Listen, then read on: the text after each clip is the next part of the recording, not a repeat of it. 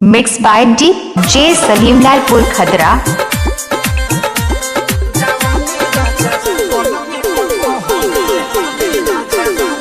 कहे बिंदिया वाली घरे आजा हाली तोहरा से रुसल हरे बाबू खलाली कहे बिंदिया वाली घरे आजा हाली तोहरा से रुसल हरे बाबू खलाली जाके तू बसल बार बहरे जवानी राजा पलंगे पकहरे आगी के जाई से लहरे जवानी राजा पलंगे पकहरे कहे बिंदिया वाली घरे आजा हाली तोहरा से रुसल हरे बाबू खलाली जाके तू बसल बार बहरे जवानी राजा पलंगे पकहरे आगी के जाई से लहरे जवानी राजा पलंगे पकहरे DJ Salim Lalpur Khadra.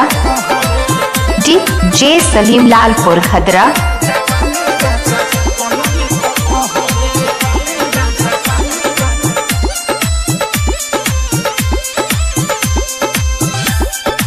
DJ Salim Lalpur Khadra. चले गईला गावना करा के बिना दिन जैसे रोग धरा के घर पकड़ा जा धन कमा के देख न दासा मेहरी के आगे घूमता राजा के शहर शहर जवानी राजा पलंगे पकहरे आगी के जाई से लहरे जवानी राजा पलंगे पकहरे। आप सुन रहे हैं DJ सलीम को। DJ सलीम लालपुर खदरा। DJ सलीम लालपुर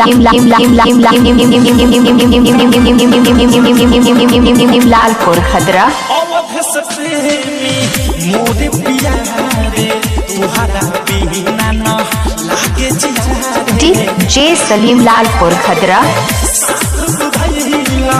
राइटर ने खिल के साधा पुरैला न कबहू दिल के सारा कसूर बाटे तोहरे जवानी राजा पलंगे पकहरे आगे के जाई से लहरे जवानी राजा पलंगे पकहरे बिंदिया वाली घरे आजा हाली तोहरा से रुसल हरे बाबू खलाली कहे बिंदिया वाली घरे आजा हाली तोहरा से रुसल हरे बाबू खलाली जाके तू बसल बार बहरे जवानी राजा पलंगे पकहरे आगी के जाई से लहरे जवानी राजा पलंगे पकहरे।